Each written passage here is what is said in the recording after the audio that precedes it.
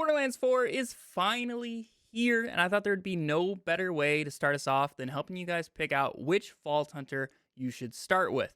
I'm just going to be going over all their different action skills, some skills, things that I would like to do on that character, maybe some things that I have found along the way in my time playing during early access, and just in general, just their play styles. That way you guys can make the most informed decision and pick who's ever the most fun, because I'm just going to preface right out of the gate, they're all very strong. They all feel very good throughout the entire game. So seriously, pick whoever seems the most fun to you. Also, right after this video goes live, I'm going to have a leveling guide for each character as well. I'll have those linked in the description. So whoever you end up picking, you can follow a leveling guide down there. The last thing before we jump in, my goal this year, before the end of the year, is to hit 100,000 subscribers here on YouTube. So if you want to help me out, make sure you hit subscribe. I have so much Borderlands 4 content coming your guys' way. Let's jump into which Vault Hunter should you pick. To start things off, we're going to be taking a look at Vex. She is our siren here within Borderlands 4, and she has 3 different skill trees focus on different things. So she has her phase familiar tree, which is her red tree. This is going to be a minion called Trouble, and a bunch of like command skills focused around Trouble. Then her blue tree is Dead Ringer. Action skill, you can spawn in either a Spectre, which is going to be shooting a gun, and it's going to be stationary, or you can summon a Reaper who's going to be mobile and doing melee damage. And then Vex herself can get some different things like some curses, and your minions can trigger the curse. There's a lot of really good things happening in blue. And then also her green tree is Incarnate. It's going to be basically kind of like a Phase Blast-esque action skill. You're going to be shooting out to this beam while you're in this mode, and you get a bunch of other bonuses. And then you can focus into like bleeding and status effects, things of that nature within the tree. Also, something really cool, the bottom right of this Incarnate tree focuses on snipers. So if you're a big fan of snipers, down here we get Bloodshot, and that is a very strong skill. Something new in Borderlands 4 is each Vault Hunter now has a trait. This is just a passive that is always active on the character, and they're going to do different things depending on who you pick.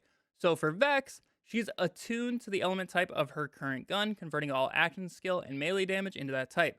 So if I have a corrosive gun in my hand and I summon a Spectre, that Spectre is going to be shooting corrosive damage. If I just have a kinetic, they're going to be purple and shooting kinetic damage. So you can play around with different loadouts.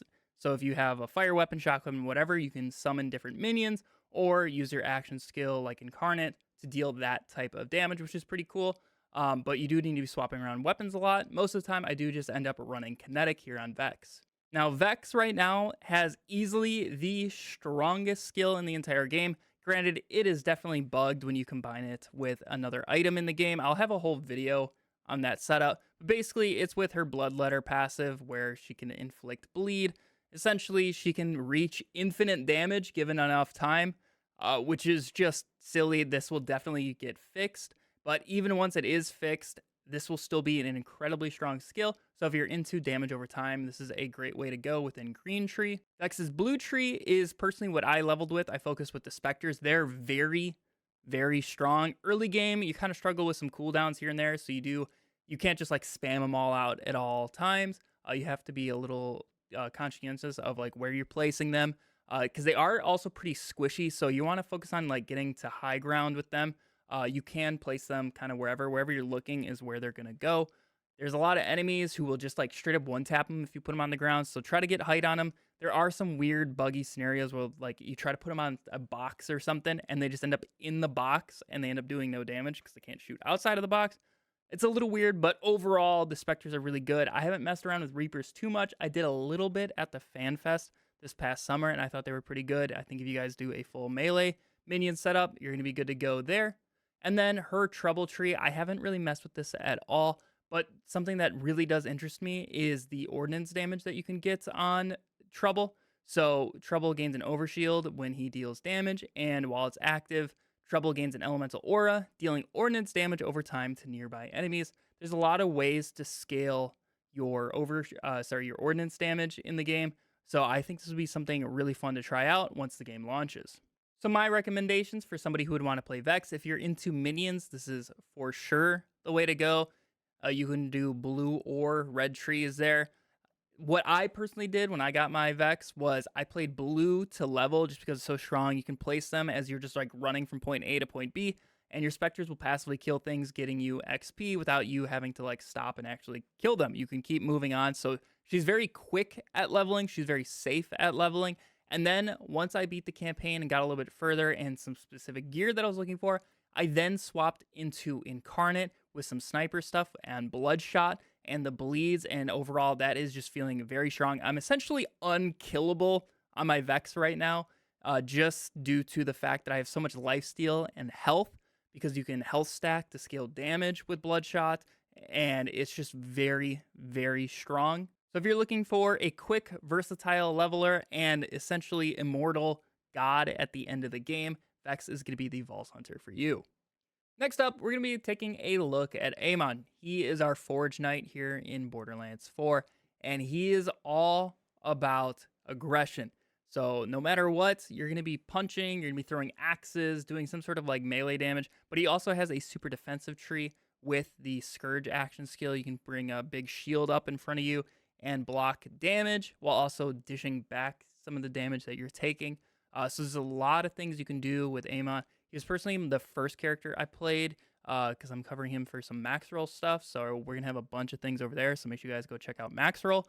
We have the whole Borderlands 4 section. Anything you need is going to be over there. Leveling guides, endgame builds, resources, you name it. Go check it out.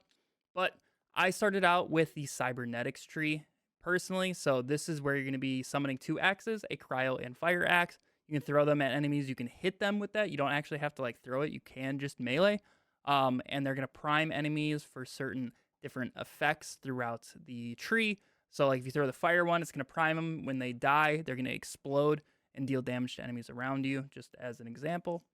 Then you have the Onslaughter action skill, the red tree. This is all going to be about meleeing, fire damage. There is even some cryo damage in here with Berserk. I personally think this is an amazing skill. You get bonus cryo damage with your gun and melee damage. Whenever you activate your Forge skill, you get complete immunity to all damage after activating a Forge skill for 6 seconds. This is incredibly handy with the like leveling build that I use, just because you can barrel stuff enemies and just shoot a big explosion that one-shots them and take no damage yourself, and there's absolutely no risk of missing, which I think is really cool.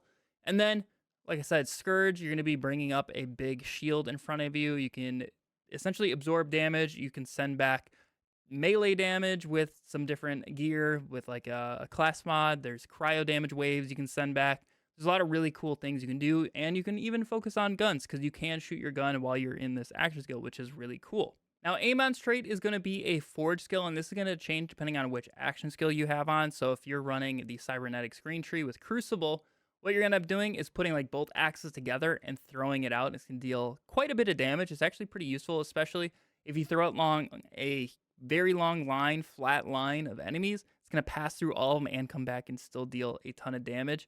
The cooldown's about 30 seconds on here, so you do get to use it fairly often. The main thing you do use this for, though, is just proccing our invulnerability in the red tree. So that's kind of the main reason I use it. But if you want to focus on this, there's a ton of ways to scale it, and I think it's going to be doing a lot of damage.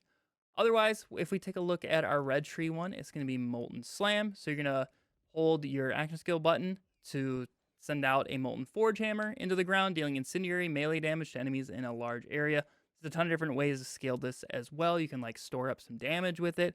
There's a lot of cool things you can do with that one. And then with Scourge, the blue tree one, you're going to put out a firewall. So it's going to absorb enemy projectiles, grant friendly projectiles that pass through it, increase damage and projectile speed. Absorb damage is converted into Vengeance if Scourge is active. So that's kind of like the taking damage, sending it back mechanic with this action skill. And if enemies are in it, they're going to be taking a fire dot, which is pretty cool. Now, green tree is what I focused in my first time playing Amon. You can kind of see a spec that I got going right now on this particular Amon that I have. And the big things in this tree that I really, really enjoy is Searing Cold. If you throw the Frost Axe at an enemy, they're going to instantly freeze. You can even do this to some bosses, which is insane. And it's just so powerful because there's no cooldown on it. Like, if they unfreeze, just throw another one. They're instantly frozen again, and they just will never attack you. So it is so nice, especially for different points in the campaign. If enemies get high level, you can still just keep going because they can't attack you. You just freeze the badass in the group, and you get to walk up to them free, get free criticals right on their headshot spots, and it's just amazing. I love Searing Cold. And then for bossing, you can swap over to Endless War, and every axe you hit them with, they're going to be taking 15% more gun damage per stack of prime. So like each axe you throw on them is going to be a stack of prime, and it's going to be, as long as you space them out by 2 seconds, it's going to be pretty good. Now, as we move down here, there's another passive called Lightning Rod. This is absolutely amazing. This does so much damage. It's insane. It kind of reminds me of the skill Blast Gap from Wonderlands, if you guys ever played that. Basically, if you get a crit, you're going to deal a bonus damage. So in this case, you're going to be doing shock damage. And right now I'm at 6 out of 5. You could essentially get 10 out of 5 with this skill, which is crazy, which would end up being 300% of the damage you deal is now going to be converted into a shock damage lightning bolt that strikes the enemy. So it is absolutely amazing for one shots. As you can see, there's an 8-second cooldown.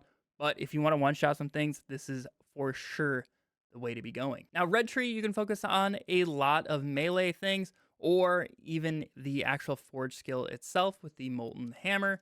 We take a look at, the Molten Slam. And then, like I said earlier, the big things in here, Forge and Steel for just complete immunity. Berserk is awesome. You can get a ton of bonus cryo damage. And if you get its like linked passive below it, you can increase that bonus damage by even further, which is nuts, like per kill. So this is amazing for mobbing, especially with just like all of the armor enemies in the game. This is free extra damage against them without actually having to use a weapon that's strong against them. So I think that is very powerful. Blue Tree is going to be focusing on a lot of ordnance and different like cryo melee-esque things. Like you can give your weapons bonus cryo just with your shield out, which is really cool. You can taunt enemies. So if you want to be like a tank in your group, if you're playing co-op, this is going to be a great way of going about that. And there's just a lot of different ways you can change things. You can change it to shock damage, shock ordnance. So there's a lot of really weird ways you can scale damage with this Blue Tree. And this is personally one of the ways I'm very interested in playing once the game drops. So I'm going to be streaming all the time over on Twitch. So if you guys want to check that out, ask me any sort of questions, make sure you stop over there. This is going to be one, I'm either going to be playing this or a Harlow build to start out. So make sure you guys check on over. Now it's time to take a look at Rafa. Rafa as a whole is going to be built around speed. And you can have a melee option. You can have a just passive action skill. The Peacebreaker cannons, they just sit there on your back, do their own thing. They're very powerful. Or you can have the Apotheosis Lance, which is going to be like a little shotgun that you can essentially like dual wield and shoot different blasts out with that. There's a lot of really cool things you can do that. And it's capstones with like Project Gorgon, Basilisk, and Raiju. All of those are really good options.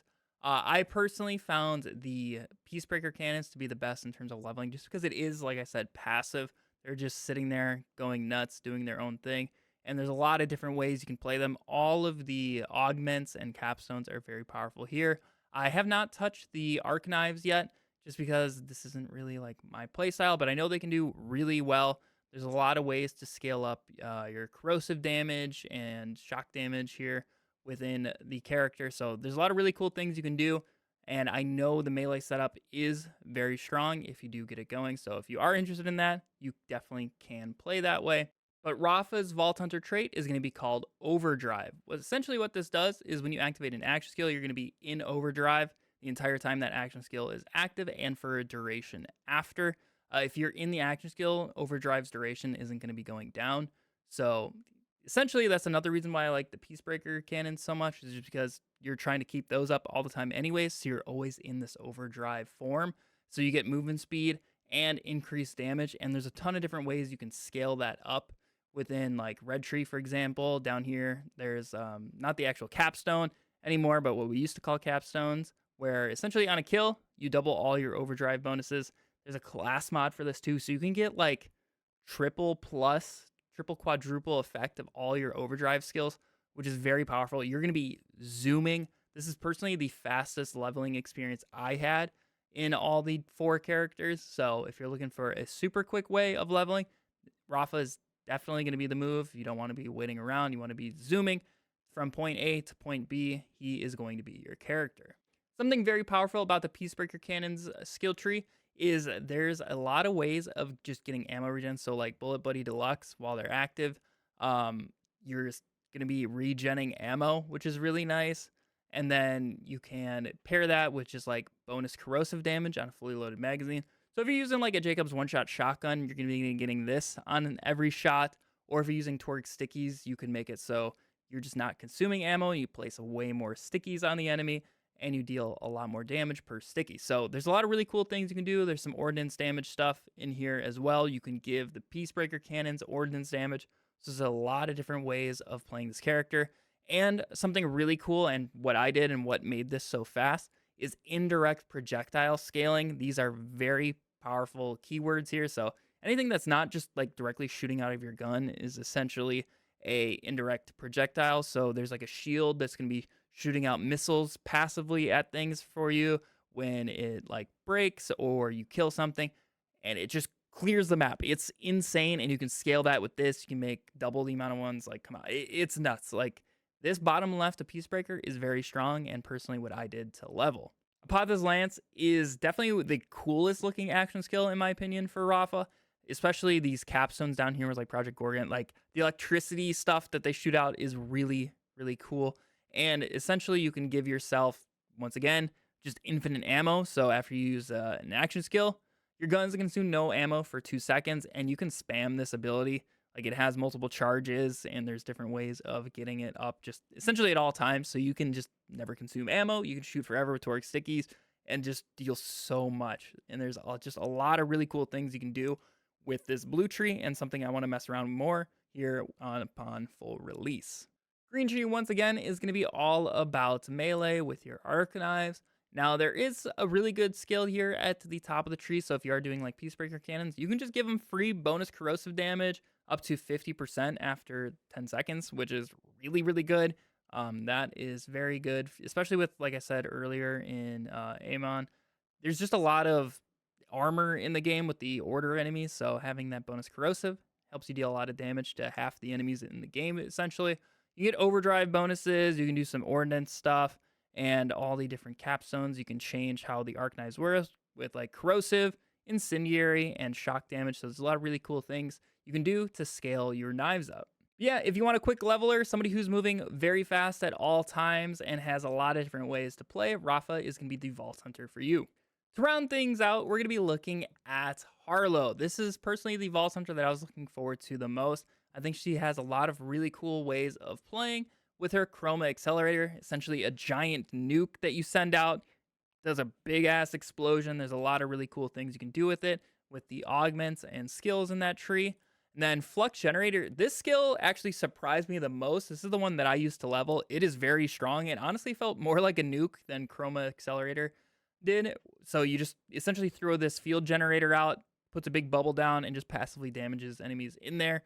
And with the capstones, you can like teleport at different locations. It's going to do like a big burst when it lands. And overall feels really, really good for mobbing. If there's more than one target, you're going to end up destroying them. It just passively entangles enemies who enter in it. Just because anybody who get damaged by your action skills get entangled, which we'll talk about in a sec with the character trait. And then finally, you have 0 Point, which is essentially like our phase grasp from previous games, but just with a bunch of different ways of moving it around. You can like slam enemies with it. There's a lot of really cool things you can do with the 0 Point skill. But like I said, the actual like Vault Hunter trait is entanglement. So anybody you damage with your action skill can become entangled. Entangled enemies share a portion of gun damage and skill damage with other entangled enemies, which is very, very strong for mobbing. Like there's also a lot of things in the game where there's like multiple little bosses right next to each other. So if you entangle all of them, you can be dealing damage to all of them at the same time. And overall, it feels really, really good. This isn't the only way of entangling enemies. There's different skills in her skill trees that can let you entangle enemies without needing to damage them with an action skill, which is super handy. And overall, she can just spam, just spam her action skills. It's insane. In Green Tree, she has confirmative reality. Whenever she shoots an entangled enemy, she and all allies restore a portion of their action skill cooldown. So if you are playing co-op, you and your teammates will not have cooldowns on your skills. It is crazy. This is only going to scale up to 1.5% per shot, and that doesn't sound like a lot. But the amount of hits you can get in such a short time, like it's seriously like a 1-2 second cooldown, and that shares map wide with all of your teammates. They don't have to do anything. Just if you as Harlow shoot an entangled enemy, you and all your allies get it. It is crazy, crazy strong. But taking a look at Red Tree itself with the Chroma Accelerator, like I said, this is essentially just a big nuke, and there's a lot of different things you can do with it. You can essentially have it shoot out like radiation darts. You can have it bounce along and like seek out enemies as it travels, so it doesn't just like straight up explode right away. You can give it different charges if you want it to not really like hit quite as hard, just hit a lot of different enemies. You can have it split into smaller things. Like there's a lot of really cool ways you can scale this skill. Hi, doggy. Did you really need to interrupt me there? I was in the middle of talking. But as I was saying, the red tree just has a lot of different cool things you can do. You can also give yourself bonus damage based on the damage your action skill did. So if you deal a ton of damage, maybe you hit like a huge group of enemies, you can then switch your focus to a badass and just melt them down because you dealt so much damage. You get a portion of that now just as a bonus damage on your gun. So there's a lot of really, really cool things you can do with red tree. I'm seriously super surprised by green tree. I was very wary if this was going to be a good skill or not, just because you had to be like super close to the enemies, but it is very, very strong. And personally, my favorite tree at the moment for Harlow. I really like a lot of the skills in here, and there's a lot of really cool things you can do. Personally, potential transference is my favorite capstone for it. You can teleport it around up to 3 times. You can still move it after that, but you just can't do the teleport with the shock burst. So that's just something to keep in mind. But you essentially get, like I said earlier, no cooldown at all. So it doesn't matter. You don't need it to be up all the time. You actually kind of want it to end. Then you can get the charges back and just keep throwing them around as you are mobbing. I will say my only gripe with this tree is there's some really, really odd skills in here. Like this is gun handling. This is a tier 4 skill. Like you have to spend points into one of these to move down. And you have, draining your shield for bonus radiation damage for just one shot, or gun handling. So I think that's a little weird. But the rest of the tree is still super strong, and I think it's a very good option. The blue tree with 0 point is personally the one I've messed around the least with yet, just because it is very similar to Phase Grasp, and I kind of want to use some new things. But there are different ways you can slam enemies, and like I said, with that cooldown skill in green, like that thing opens up so many opportunities for damage. You can just spam this against bosses. Like you can't actually grasp the boss, but it's just going to deal instant damage. So if you're doing like passive damage with some like underbarrel stuff, you can just spam that action skill button and get a ton of extra free damage. So there are really cool things you can do with this. You can keep enemies in stasis as you bounce around. I will say there's one weird part where an enemy type in the game, like essentially the anointed enemies of Borderlands 4, basically you can't put them in a bubble, but you can freeze them on like Amon, for example, with the cryo axe. So it is a little weird what you can and can't grasp. That's seriously like my only gripe with this, but this is something I'm very interested in messing around with a little bit more. So if you want a Vault Hunter that's super focused on using her action skills and just dealing a ton of mobbing damage while also helping out your teammates, so if you're playing co-op, this is like as close as we're going to get to a support character with some of the different skills in there. So if that is something you're interested in, Harlow is going to be the Vault Hunter for you. But those are all 4 of our Vault Hunters in Borderlands 4. Hopefully this video gave you guys a little bit more insight into the different characters as somebody who's played them all quite a bit now, and helps you make some more informed choice on who to play first. I highly recommend playing everybody. Like they're seriously all really fun. They all have their niches that they can cover, and their action skills all feel very different. So it's a lot of fun to play them all. I highly recommend it, but if you guys needed some help picking out your first one, hopefully this video did help. Thank you all for watching so far. If you do want to help me reach 100,000 subscribers by the end of the year, please hit that subscribe button. I seriously have so much Borderlands 4 content on the way. Also consider checking by the stream. I'm going to be streaming all the time once this game is out. Well, it is out as you guys are watching this video. So if you want to check over there, make sure you head on over to Twitch. Links for everything will be down below. Max roll, all of that good stuff. But thank you all for watching so far. I really do appreciate it. And I hope you all have a fantastic day. Happy vault hunting. See ya.